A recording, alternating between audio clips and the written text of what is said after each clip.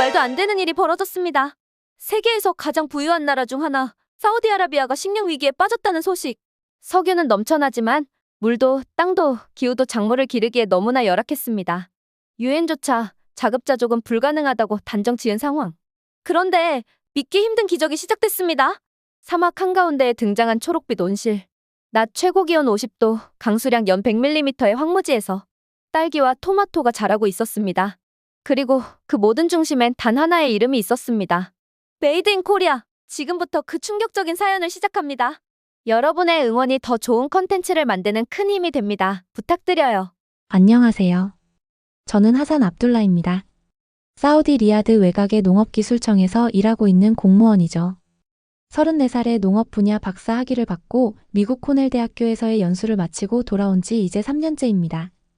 흔히들 석유의 나라라고 불리는 이곳에서 저는 조금 다른 꿈을 꾸고 있었어요. 석유가 아닌 식량 자립이라는 거대한 꿈을 가슴에 안고 있었죠. 하지만 현실은 정말 냉혹했어요. 매일 아침 창문을 열면 붉은 빛을 띤 모래바람이 휘몰아치고 있었습니다. 지평선까지 뻗은 황금빛 모래 언덕 위로 뜨거운 공기가 아른거리며 춤추고 있었죠. 사무실 책상 위에는 항상 얇은 모래층이 쌓여 있었어요. 아무리 닦아도 다음 날이면 또 그대로였습니다. 하산, 오늘도 꿈을 꾸고 있나? 상사인 알리 국장이 매일 아침 건네는 인사였어요. 그의 목소리에는 항상 비웃음이 묻어 있었죠. 사우디에서 농업을 이야기하는 것은 마치 북극에서 망고 농장을 시작하겠다고 말하는 것과 다름없었으니까요. 제 사무실 창문 너머로는 정부가 야심차게 시작했다 실패한 농업단지의 흔적이 보였습니다. 수십억 달러를 들인 프로젝트였지만 지금은 모래에 반쯤 파묻힌 온실, 뼈대만 남아 사막의 묘비석처럼 서 있었어요.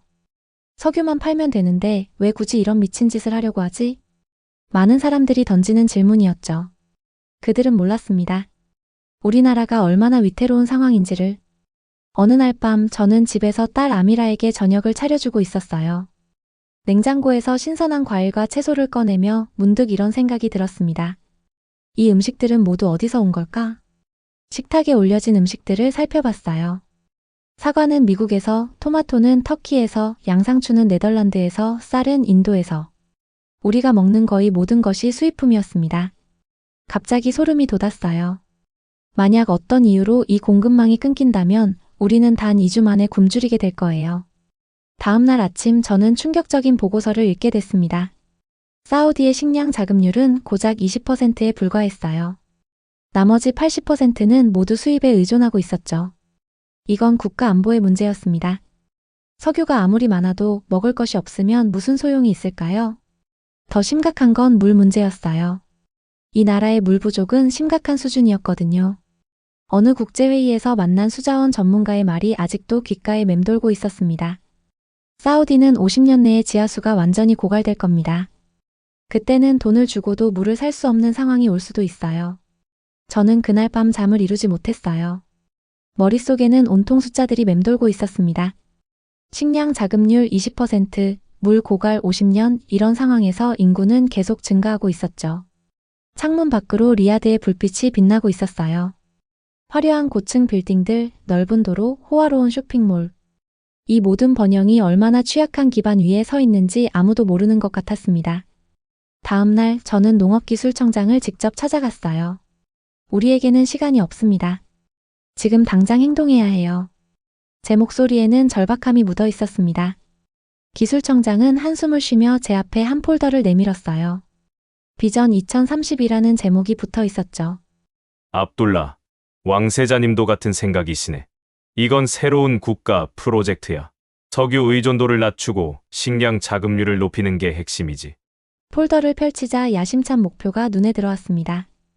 2030년까지 식량 자급률 50% 달성. 숫자를 보고 웃음이 나왔어요. 불가능해 보였거든요. 하지만 동시에 가슴 속에서 불꽃이 타오르는 것을 느꼈습니다. 어떻게 시작하면 될까요? 제가 물었어요. 기술청장은 창밖을 가리켰습니다. 끝없이 펼쳐진 사막이 보였어요. 저 모래 위에 초록색 희망을 심는 거지. 불가능해 보이지만 우리에겐 선택지가 없어. 석유는 언젠가 마를 테니까. 그날부터 저는 미친 듯이 일하기 시작했어요.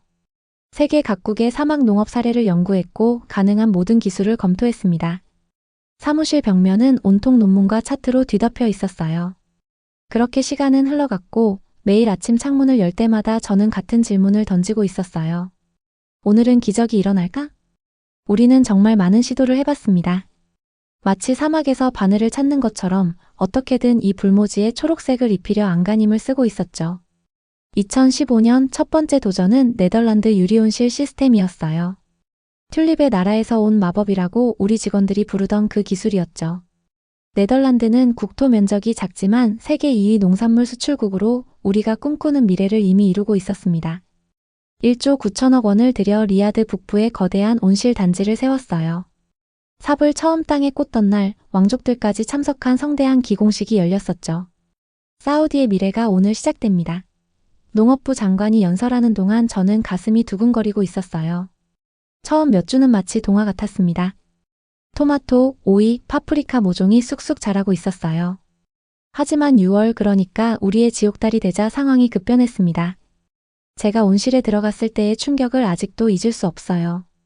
냉각 시스템이 씩씩거리며 흰 연기를 내뿜고 있었고 네덜란드 엔지니어 얼굴은 마치 토마토처럼 빨갛게 익어 있었습니다. 이건 유럽 기준으로는 화성과 같은 환경이에요. 그가 땀을 닦으며 말했죠. 온실 내부는 무려 55도. 작물들은 마치 오븐에 구워진 것처럼 시들어 있었습니다. 16억 달러짜리 온실이 거대한 유리 무덤으로 변해버린 거였어요. 좌절하지 않고 2017년 우리는 프랑스의 물 마술사들을 초대했습니다. 프랑스 농업연구소가 개발한 마이크로 드립 관계 시스템이었죠. 프레젠테이션에서 본 영상은 정말 인상적이었어요. 물 한 방울이 식물 뿌리로 떨어지는 장면이 슬로모션으로 재생되면서 나레이션이 울려 퍼졌습니다. 한 방울의 물로 사막의 생명을. 이제 우리도 성공할 수 있겠군. 동료들과 하이파이브를 하며 기뻐했던 기억이 나네요. 하지만 3개월 후 제 책상에 도착한 토양 분석 보고서는 마치 사형 선고와 같았습니다. 종이를 들고 있는 제 손이 떨리고 있었어요. 염도 수치가 거의 바닷물 수준이었거든요. 관계 시스템은 잘 작동했지만 물을 주면 줄수록 소금이 쌓이는 악순환이 계속되고 있었습니다. 압둘라 씨, 이건 마치 물고기에게 모래를 먹이는 것과 같아요. 프랑스 전문가가 어깨를 으쓱하며 말했죠.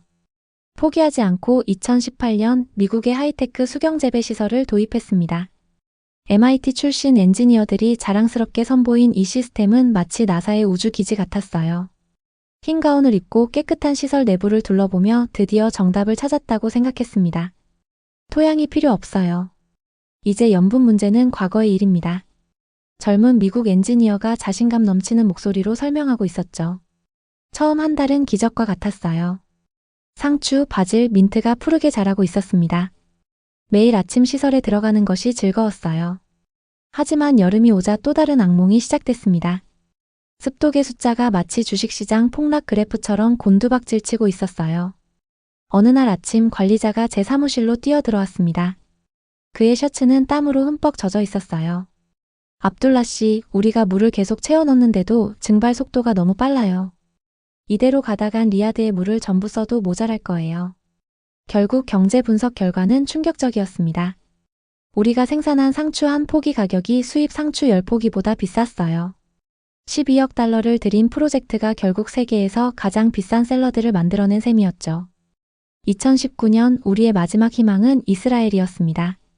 네게브의 기적이라 불리는 이스라엘의 사막 농법은 전 세계적으로 유명했어요. 그들은 우리와 비슷한 환경에서 성공한 유일한 사례였죠. 만약 이스라엘이 못한다면 아무도 못할 거예요. 동료가 속삭였습니다. 이스라엘 전문가들이 도착한 날 저는 공항으로 직접 마중을 나갔어요. 그들의 눈에서 자신감이 넘쳐나고 있었죠. 하지만 토양 테스트를 마친 후 그 자신감은 서서히 사라지고 있었습니다. 당신들의 사막은 우리 것과는 달라요. 수석 연구원이 머리를 긁적이며 말했습니다. 이건 마치 같은 병에 다른 치료법이 필요한 것과 같아요. 농업부 회의실은 이제 장례식장처럼 조용해졌어요. 재무부 장관이 마지막 보고서를 덮으며 한숨을 쉬었습니다. 우리가 지금까지 40억 달러를 쏟아부었는데 얻은 것은 실패뿐이군요. 그의 목소리에는 체념이 묻어 있었어요. 동료들이 하나둘 포기하는 눈치였습니다. 사막에서 식량을 기른다고? 꿈 깨라. 이제 이 말은 우리 부서의 비공식 슬로건이 되어가고 있었어요. 회의실을 나오는 길에 오랜 멘토가 제 어깨를 두드렸습니다. 그의 손길에는 연민이 담겨 있었어요. 압둘라, 넌 좋은 꿈을 꿨어. 하지만 이제 깰 시간이야. 우리는 석유가 있잖아. 사무실로 돌아와 창밖을 바라보고 있었어요. 모래 폭풍이 천천히 도시를 덮치고 있었고 태양은 무자비하게 내리쬐고 있었습니다. 정말 불가능한 일인 걸까? 제 꿈이 모래성처럼 무너지는 느낌이었어요. 그때 컴퓨터에서 작은 딩소리가 들렸습니다. 새 이메일이었어요. 발신자는 제가 전혀 들어본 적 없는 나라에서 왔습니다. 동쪽 끝 한반도에 있는 작은 나라. 한국이었어요. 이메일을 열어보는 순간 이상한 느낌이 들었어요. 처음 보는 회사 이름이었습니다. 그린테크 코리아. 로고는 단순했어요. 초록색 새싹 하나에 태극 문양이 살짝 들어가 있었죠. 사우디아라비아 농업기술청 하산 압둘라 님께. 제목은 단순했습니다. 사막용 맞춤형 스마트팜 제안. 첨부 파일을 열어보는데 손가락이 살짝 떨리고 있었어요. 너무 많은 실패를 겪다 보니 기대와 실망의 사이클에 지쳐 있었거든요. 솔직히 처음에는 믿지 않았어요. K팜 시스템이라 불리는 한국형 스마트팜 기술. 소개 영상을 보는데 정말 놀라웠습니다. 관계, 통풍, 습도 조절, 양액 공급이 모두 AI 자동 제어 시스템으로 운영된다고 했어요. 또 허황된 약속인가? 한숨을 쉬며 중얼거리고 있었죠. 그런데 영상 속 설명이 계속될수록 호기심이 커졌습니다. 이 시스템은 다른 나라의 것과 달랐어요. 사막 전용 최적화 알고리즘이라는 것이 있었습니다. 그들은 실제로 UAE 두바이 근처에서 파일럿 프로젝트를 성공시켰다고 했어요. 이건 정말? 의심과 기대가 교차하고 있었습니다. 상사에게 이 제안서를 보여줬더니 그는 코웃음을 쳤어요. 또 실패하면 책임질 거야? 이번엔 어디더라? 한국? 그 작은 나라가 네덜란드, 미국도 못한 일을 어떻게 한다는 거지? 하지만 저는 포기하지 않았습니다. 그날 밤 한국에 대해 검색하기 시작했어요. 반도체, 스마트폰, 자동차. 그들이 잘하는 분야는 많았지만 농업에 대해서는 거의 언급이 없었습니다. 그러다 작은 기사 하나를 발견했어요. 한국 국토 면적의 70%가 산지임에도 쌀 자급률 100% 달성. 이건 놀라운 사실이었어요. 면적이 작고 산이 많은 나라가 어떻게 식량 자급을 이뤘을까? 더 찾아보니 스마트팜이라는 분야에서 한국이 최근 빠르게 성장하고 있다는 정보도 있었습니다. 다음 날 한국 회사에 화상회의를 요청했어요. 시간대가 달라 한국은 저녁이었고 저희는 아침이었죠. 화면 속에 등장한 한국인 엔지니어는 생각보다 젊었습니다. 김정우라는 이름의 30대 초반 청년이었어요. 압둘라 씨, 저희가 특별한 이유를 설명드리겠습니다. 그가 설명을 시작했고 저는 고개를 끄덕이며 듣고 있었습니다.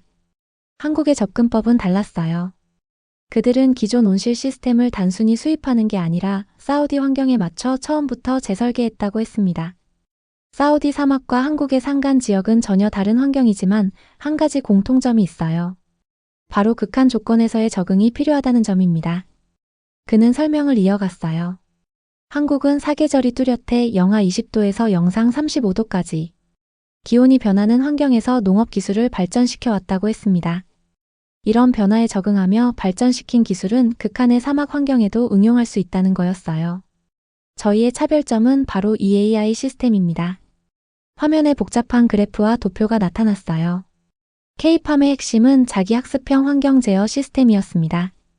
센서가 실시간으로 온도, 습도, 토양 상태, 식물 생장 정보를 수집하고 AI가 이를 분석해 최적의 환경을 유지해준다고 했어요. 가장 중요한 건 물입니다. 저희 시스템은 물 사용량을 기존 대비 90%까지 절감할 수 있어요. 이 말에 저는 의심의 눈초리를 보냈습니다. 너무 좋은 말이라 믿기 어려웠거든요. 그걸 어떻게 증명하실 건가요? 김 엔지니어는 미소를 지었어요. 직접 보여드리는 게 좋겠죠? 저희의 제안은 이렇습니다. 작은 규모의 시험 프로젝트를 진행하겠습니다. 비용은 저희가 50% 부담할게요. 60일 안에 결과가 나오지 않으면 전액 환불해드리겠습니다. 이건 너무 파격적인 제안이었어요.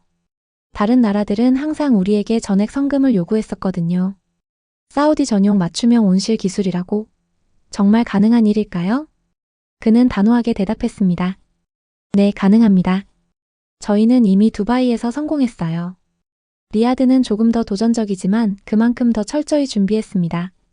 반신반의하는 마음으로 보고서를 작성했어요.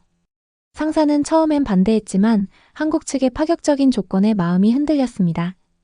결국 우리는 소규모 파일럿 프로그램을 승인했어요.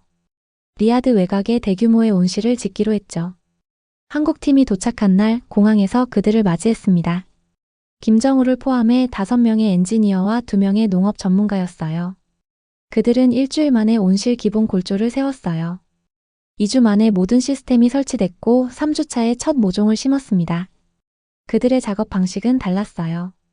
매일 밤 데이터를 분석하며 시스템을 조금씩 조정하고 있었죠. 한국 엔지니어들은 농장에서 먹고 자며 24시간을 지키고 있었어요. 그 모습을 보며 처음으로 이번엔 뭔가 다를지도 모른다는 생각이 들었습니다. 그리고 단 60일 만에 모든 것이 바뀌었어요. 리아드 외곽의 온실에서 기적이 시작되고 있었습니다.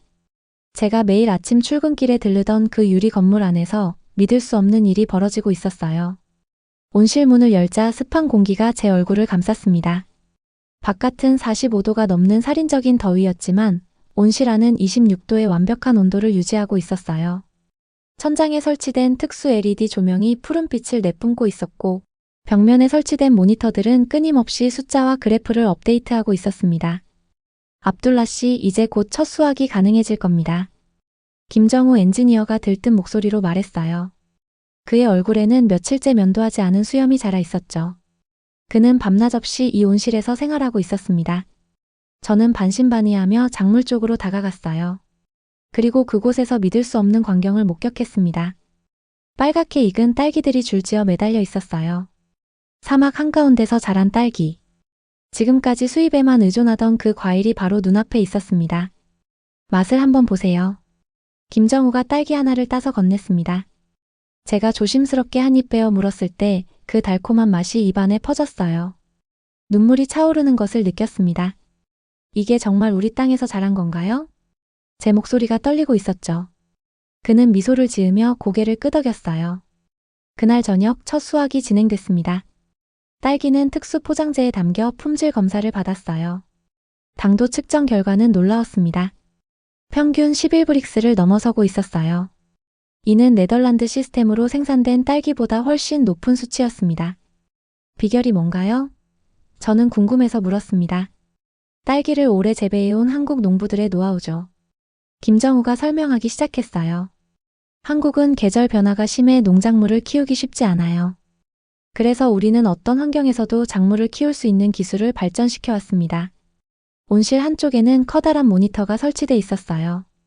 그 화면에는 K팜 OS라는 인터페이스가 떠 있었습니다. 한국어와 영어, 아랍어로 된 메뉴가 보였어요. 이건 우리의 핵심 기술입니다.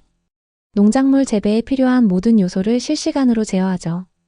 시스템은 매 5분마다 온도, 습도, CO 농도, 토양 상태를 체크하고 필요에 따라 자동으로 조절하고 있었어요. 기존 시스템과 가장 큰 차이점은 학습 능력이었습니다. 이 AI는 매일매일 데이터를 축적하며 더 나은 환경을 만들어가고 있었어요. 생산량 측정 결과도 충격적이었습니다. 천이 면적에서 월간 수확량이 네덜란드 시스템보다 20% 높았어요. 하지만 가장 놀라운 건 물 사용량이었습니다. 기존 대비 110에 불과했습니다. 어떻게 이게 가능한 거죠? 김정우는 천장을 가리켰어요. 특수 개발된 응축 시스템이 있습니다. 식물이 내뿜는 수분을 재포집해서 재활용하는 기술이에요. 온실 내부의 습도는 항상 70% 정도로 유지되고 있었습니다. 식물이 증산작용으로 내뿜는 수분이 천장에 모여 다시 수집 탱크로 모이는 구조였어요. 이렇게 모인 물은 필터링 과정을 거쳐 다시 관계 시스템으로 공급되고 있었습니다. 농업부 장관에게 바로 보고해야겠다는 생각이 들었어요. K팜 시스템은 단순한 재배시설이 아니라 끊임없이 발전하는 살아있는 농업연구소였어요. 첫 수확 후 2주 만에 놀라운 소식이 들려왔습니다. 리아드의 고급 레스토랑들이 이 딸기를 구매하기 위해 줄을 서고 있다는 거였어요. 사막에서 자란 프리미엄 딸기라는 타이틀로 일반 수입 딸기보다 30% 높은 가격에 판매되고 있었습니다. 딸기 포장 상자에는 그론 바이 코리어라는 라벨이 붙어 있었어요. 처음에는 이 라벨을 붙이는 것에 약간 저항감이 있었습니다. 우리 땅에서 자란 건데 왜 한국을 강조해야 하나? 라는 생각이 들었거든요. 하지만 김정우의 설명이 제 마음을 바꿨습니다. 이건 국적의 문제가 아니라 기술의 상징입니다. 한국과 사우디의 협력이 만들어낸 결과물이라는 의미죠. 그 말에 깊이 공감했어요. 사막에서 자란 딸기 위에 그론 바이 코리어 라벨이 붙는 순간 그건 단순한 농작물이 아니라 기술의 기적이었습니다. 두 나라의 협력이 만들어낸 놀라운 성과였죠. 60일이 지난 후 최종 보고서가 완성됐습니다. K팜 시스템은 모든 면에서 기존 시스템을 압도하고 있었어요. 수확량, 품질, 물 사용 효율성 모두에서 말이죠. 가장 중요한 것은 경제성이었습니다. 초기 설치 비용은 높았지만 운영 비용이 낮아 18개월이면 투자금을 회수할 수 있다는 계산이 나왔어요. 그날 저녁 김정우와 함께 온실 옥상에서 차를 마시고 있었습니다. 사막의 별이 쏟아지는 밤하늘 아래서 그는 제게 물었어요. 압둘라 씨, 지금 어떤 생각이 드나요? 저는 잠시 생각에 잠겼다가 대답했습니다. 사막이 변할 수 있다는 희망이 생겼어요. 우리가 포기하지 않고 계속 도전한 덕분이죠. 그는 미소를 지으며 말했습니다. 이건 시작에 불과해요. 앞으로가 더 기대됩니다. 파일럿 프로젝트의 성공 소식은 리야드 전체에 번개처럼 퍼져나갔습니다. 농업부 장관이 직접 현장을 방문하는 날, 온실 주변은 검은색 리무진들로 가득 차 있었어요. 장관뿐만 아니라 여러 왕족들도 이 사막의 기적을 보기 위해 모여들고 있었습니다. 하산, 자네가 해냈군. 장관이 제 등을 두드리며 말했어요. 그의 눈에는 놀라움과 존경이 담겨 있었습니다. 예전에 꿈꾸는 사람 취급을 받던 제가 이제는 성공의 주역이 되어 있었어요. 온실 투어를 마친 후 장관은 김정우 팀과 저를 불러 중요한 이야기를 전했습니다. 모하메드 빈 살만 왕세자께서 이 프로젝트에 큰 관심을 보이셨네. 지금 당장 확장 계획을 세워보게. 그 말은 마치 마법의 주문과도 같았어요. 불과 일주일 후 사우디 농림부는 전격적인 결정을 내렸습니다. K팜 시스템을 국가 전역에 확대하기로 한 거였어요. 그것도 아주 큰 규모로 말이죠. 회의실에서 발표된 숫자를 듣고 저는 귀를 의심했습니다. 무려 3조 원 규모의 예산이 K팜 확산 프로젝트에 배정됐어요. 이는 지금까지 사우디가 농업에 투자한 어떤 단일 프로젝트보다도 큰 금액이었습니다. 2025년까지 전국에 20개 대규모 온실 단지를 건설하겠습니다. 총 면적 100만 제곱미터 규모로 연간 채소와 과일 1만 톤 이상을 생산할 겁니다. 농업부 차관이 발표하고 있었어요. 기자들의 카메라 플래시가 끊임없이 터지고 있었죠. 한국 대사관 직원들도 참석해 환하게 웃고 있었습니다. 이 프로젝트는 양국 모두에게 윈윈이었어요. 곧바로 후속 조치가 이어졌습니다. 리야드에 한국 사우디 스마트팜 연구센터가 신설됐어요. 한국의 농업 전문가들이 대거 사우디로 건너왔고 사우디 젊은이들은 한국으로 유학을 떠났습니다. 저도 6개월간 한국의 스마트팜 단지를 방문해 기술을 배울 기회를 얻었어요. 한국을 방문했을 때 그들의 농업 기술에 더욱 감탄했습니다. 산간 지역에 자리 잡은 수직 농장, 도시 한복판의 식물 공장, 심지어 폐광을 개조한 지하 농장까지. 그들은 불리한 자연 조건을 극복하며 독창적인 기술을 발전시켜 왔더군요. 한국과 사우디는 비슷한 점이 많아요. 서울의 한 교수가 말했습니다. 둘 다 천연 자원이 부족한 환경에서 시작했지만 인적 자원과 혁신으로 극복해왔죠. 우리는 반도체와 자동차를, 당신들은 석유를 가지고 있고요. 이제 우리가 함께 만드는 건 미래의 식량 시스템입니다. 그 말이 가슴에 깊이 와닿았어요. 귀국 후 저는 더욱 열정적으로 프로젝트에 몰두했습니다. 1년 후 첫 번째 대규모 K팜 단지가 리야드 외곽에 완공됐어요. 축구장 20개 크기의 거대한 온실 단지였습니다. 개장식에는 왕세자가 직접 참석했어요. 그는 직접 수확한 토마토를 맛보며 미소 지었습니다. 이것이 우리가 꿈꾸던 사우디의 미래입니다. 석유 이후의 시대를 준비하는 첫걸음이죠. 왕세자의 이 말은 전 세계 뉴스에 보도됐어요. K팜 프로젝트는 단순한 농업 기술 이상의 의미를 갖게 됐습니다. 사우디의 경제 다각화와 식량 안보 전략의 상징이 된 거죠. 지금은 7개 지역에서 K팜 시스템이 가동되고 있어요. 토마토, 파프리카, 상추, 딸기, 멜론 등 다양한 작물들이 사막에서 자라고 있습니다. 물 사용량은 계속 줄어들고 있고 생산량은 해마다 늘어나고 있어요. 가장 놀라운 변화는 사람들의 인식이었습니다. 사막에서 농사는 불가능하다는 오랜 생각이 혁신적인 기술이 있다면 가능하다로 바뀌었어요. 젊은이들 사이에서 농업공학이 인기 있는 전공으로 떠올랐고 스마트팜 스타트업이 속속 등장하기 시작했습니다. 한국-사우디 협력은 농업을 넘어 다른 분야로도 확대됐어요. 태양광 에너지, 해수 담수화, 건축 기술 등에서 양국의 협력이 깊어졌습니다. K팜이 그 시작점이었죠. 개인적으로 가장 감동적인 순간은 제 고향 마을에 K팜 미니 온실을 설치했을 때였어요. 마을 아이들이 처음으로 직접 키운 채소를 수확하며 환호하는 모습을 보는 것은 정말 특별한 경험이었습니다. 저 하산 압둘라는 지금 K팜 확산 프로젝트 책임자가 되어 전국을 누비고 있어요. 매일 아침 사막 위에 펼쳐진 초록빛 작물들을 보며 감사함을 느끼고 있습니다. 그리고 종종 이렇게 중얼거리곤 해요. 우리가 선택한 건 단지 기술이 아니라 미래를 함께 키울 수 있는 형제였습니다. 한국은 우리에게 물을 준 나라지만 그보다 더 중요한 것은 희망을 심어준 나라라는 점이에요. 오늘의 사연은 여기까지입니다. 우리 한국을 사랑하는 여러분이 계셔서 저에게는 정말 큰 힘이 됩니다. 이야기가 여러분의 마음에 조금이라도 울림을 주었다면 구독과 좋아요 부탁드려요. 여러분의 따뜻한 댓글 하나하나가 저희에게는 큰 힘이 됩니다. 감사합니다.